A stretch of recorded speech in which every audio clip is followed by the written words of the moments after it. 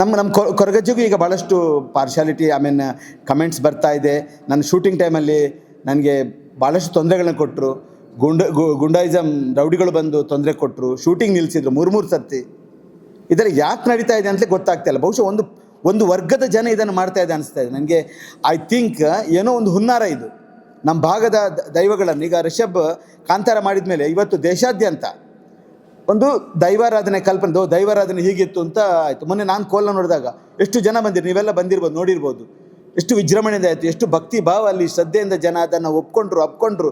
ಆರಾಧನೆ ಮುಖಾಂತರ ಈಗ ಅಲ್ಲಿ ಕೂಡ ಹರಕೆಗಳನ್ನು ಸಲ್ಲಿಸ್ತಾ ಇದ್ದಾರೆ. ಸೊ ನಮ್ಮ ಒಂದು ದೇವರಿಗೆ ಪ್ರಚಾರ ಕೊಟ್ಟು ದೇವರ ಒಂದು ಶಕ್ತಿಯಂತ ನಾವು ತೋರಿಸ್ಬೇಕು. ದೇವರ ನಾವು ಗೂಡಲಿಟ್ಲಿ ಸಾಕ್ಲಿಕ್ಕೆ ಏನದು ದೇವರೇನು ಮೃಗಾಲಯದಲ್ಲಿರೋ ಪ್ರಾಣಿ ಅಲ್ಲ.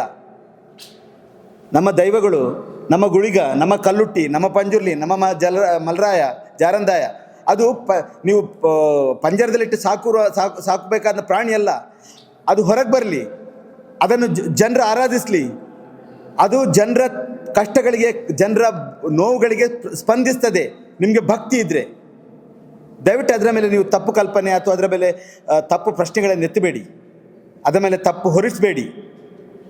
ಏನೋ ಸ್ವಲ್ಪ ಕೆಲವರು ದೈವಾರಾಧನೆ ಭೂತಾರಾಧನೆ ಬಗ್ಗೆ ಸ್ವಲ್ಪ ತಿಳ್ಕೊಂಡಿರ್ತಾರೆ, ಅವರು ಸ್ಟಡಿ ಮಾಡಿರಲ್ಲ.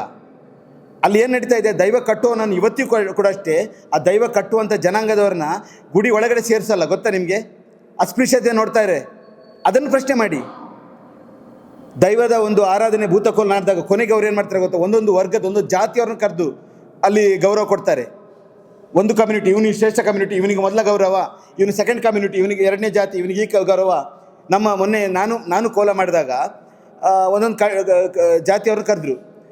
ಒಂದು ಜಾತಿ ಆಯಿತು, ಇನ್ನೊಂದು ಜಾತಿ ಆಯಿತು. ಆ ಜಾತಿಯವರು ನನ್ನ ಫ್ರೆಂಡ್ಸೇ ಆಗಿದ್ದರು. ನನ್ನ ಪ್ರೊಡ್ಯೂಸರ್ ತ್ರಿವಿಕ್ರಮ್ ಕೇಳಿದರು, ನನ್ನ ಲಿಸ್ಟಲ್ಲಿ ನನ್ನ ಹೆಸರು ಇಲ್ವಾ ಅಂತ. ಪಾಪ ನೋಡಿ, ಇನ್ನೂ ಆ ಜಾತಿ ಪದ್ಧತಿ ಯಾವುದೋ ಭೂತಾಳ ಪಾಂಡ್ಯ ಮಾಡಿದ ಕಟ್ಟು. ಇದು ಏನು ನಮ್ಮ ಭೂತಕೋಲ ಇದೆ, ಅದು ಭೂತಾಳ ಪಾಂಡ್ಯ ಅಂತ ಒಬ್ಬ ಇದ್ದ, ಭಾಳ ಹಿಂದೆ. ಈ ಭೂತದ ಕಲ್ಪನೆ ಭಾಳ ಹಿಂದೆ ಹೋಗ್ಬೇಕದು. ಅವನು ಮಾಡಿದ ಕಟ್ಟಳೆ, ಅವನು ಮಕ್ಕಳ ಕಟ್ಟನ್ನು ತೆಗೆದು ಹಳೆಯ ಕಟ್ಟಾಗಿ ನಮಗೆ ನಮಗೂ ಈಗ ಅಷ್ಟೇ, ನಮ್ಮ ಕಟ್ಟೇನು ನಮಗೆ ತಂದೆಯಿಂದ ಬರೋದಕ್ಕಿಂತ ನಮ್ಮ ತಾಯಿದು ನಮಗೆ ಕಂಟಿನ್ಯೂ ಆಗುತ್ತೆ.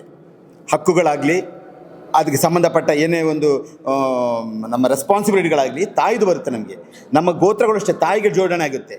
ಇಲ್ಲ ಹೆಚ್ಚಿನ ಕಡೆ, ಈ ಕಡೆ ಎಲ್ಲ ನಿಮ್ಮ ಕಡೆ ಎಲ್ಲ ಮಕ್ಕಳ ಕಟ್ಟಿರ್ಬೋದು, ನಮ್ಮ ಕಡೆ ಹಳೆಯ ಕಟ್ಟು. ಅದನ್ನು ಶುರು ಮಾಡಿದವು ಭೂತಾಳ ಪಾಂಡ್ಯ. ಇವು ಸ್ಟಡಿ ಭೂತಾಳ ಪಾಂಡ್ಯನ ಕಲ್ಚರ್ ಏನು ಅಂತ. ಈಗಿರುವ ನಾವು ದೈವಗಳ ಬಗ್ಗೆ ಹೇಳ್ತೀವಲ್ಲ, ಅದು ಭೂತಾಳ ಪಾಂಡ್ಯನ ವಂಶಸ್ಥರು 7 ಜನ ಇದ್ದಾರೆ.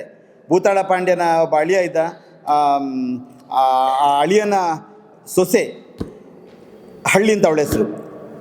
ಅವಳಿಗೆ ಮಕ್ಕಳಾಗಲಿ, ಅವಳ 7 ಮಕ್ಕಳು, ಅವರೆಲ್ಲ ರಾಜಂದಾಯ ಆಗಿದ್ದಾರೆ. ಏನು ನಾವು ಮಲ್ರಾಯ ನೋಡ್ತೀವಿ, ಜಾರಂದಾಯ ನೋಡ್ತೀವಿ, ಕಕ್ಕಿಂದಾಯ ನೋಡ್ತೀವಿ, ದುರ್ಗಲಾಯ ನೋಡ್ತೀವಿ, ಮಡಲಿಂದ ಭಾಳಷ್ಟು 7 ಜನ ಇದ್ದಾರೆ. ಅವರೆಲ್ಲ ರಾಜಂದಾಯ ಅಂತ. ನೀವು ಅದರ ಬಗ್ಗೆ ಕಲಿಬೇಕು.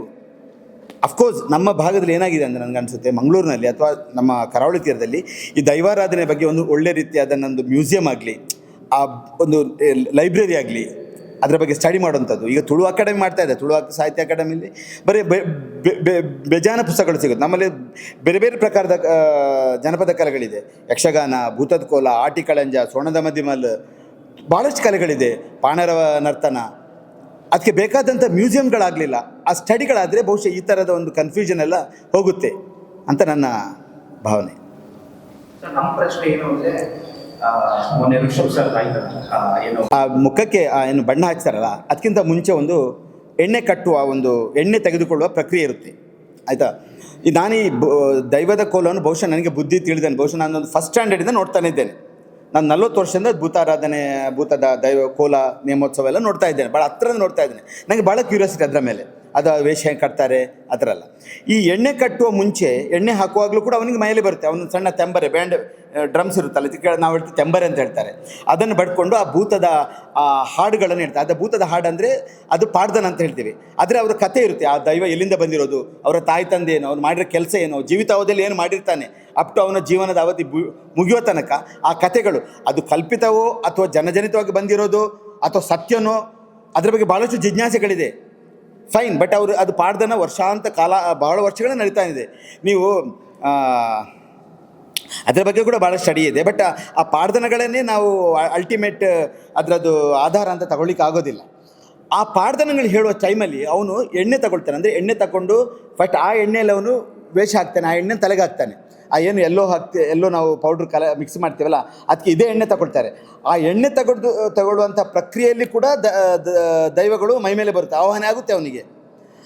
ಕೆಲವು ನೀವು ಕೊರಗಜ್ಜೆಯನ್ನು ಮೊನ್ನೆ ನೋಡಿರ್ಬೋದು, ನೀವೆಲ್ಲರೂ ಕೊರಗಜ್ಜೆ ಬಂದಿರ್ಬೋದು ಅಂದ್ಕೊಳ್ತೀನಿ. ಮಂಗಳೂರು ನಾವು ಮಾಡಿದಾಗ ಅದು ಸ್ವಲ್ಪ ಮೈಲ್ಡ್ ದೈವ, ಅದೇನು ಬಹಳ ಆವೇಶಭರಿತವಾಗಿ ಮಾಡಲ್ಲ. ಕೆಲವು ದೈವಗಳು ಬಹಳಷ್ಟು ಪವರ್ಫುಲ್ ಆಗಿರುತ್ತೆ, ಭಾಳ ಫೆರೋಷಿಯಸ್. ನಮ್ಮ ಕಡೆ ಗುಳಿಗನಲ್ಲೂ ಮತ್ತಷ್ಟು ಪ್ರಭೇದಗಳಿದೆ. ರಾವ್ ಗುಳಿಗ, ಸಂಕಲೆ ಗುಳಿಗ, ಸುಬ್ಬಿ ಗುಳಿಗ ಅಂತ ಭಾಳಷ್ಟು ವಿಧಗಳಿದೆ. ಈಗ ನೀವು ಆದಿಶಕ್ತಿ ಅಂತ ಹೇಳಿದರೆ ಮತ್ತೆ ಒಂದಷ್ಟು ಅದರಲ್ಲಿ ಪ್ರಭೇದ ಇರೋ ಥರ ಇಲ್ಲಿ ಗುಳಿಗನಲ್ಲಿ ಬೇರೆಷ್ಟು ಪ್ರಭೇದಗಳು. ಪಂಜುರ್ಲಿ ಅಷ್ಟು ಭಾಳ ಫೆರೋಷಿಯಸ್ ದೈವ.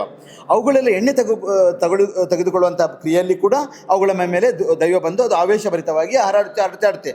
ಆ ಟೈಮಲ್ಲೂ ಕೂಡ ದೈವಕ್ಕೆ ಆ ಕೋಲ ಯಾರು ಕೊಡ್ತಾನೆ ಅವನ ಹತ್ರ ಹೇಳಿ ಅವನನ್ನು ತಪ್ಪಿಕೊಂಡು ಅವನ ಮಡಿಲಲ್ಲಿ ಅದು ಇರುತ್ತೆ. ಸೊ ಪ್ಲೀಸ್ ನೀವು ಈ ಥರ ಮಾಡಿದ ಹೆಂಗೆ ಕಂಟಿನ್ಯೂ ಮಾಡುವೆ? ಒಂದು ಸೀರಿಯಸ್ ಇಶ್ಯೂ ನಾವು ಮಾತಾಡ್ತಿದ್ದಲ್ಲ.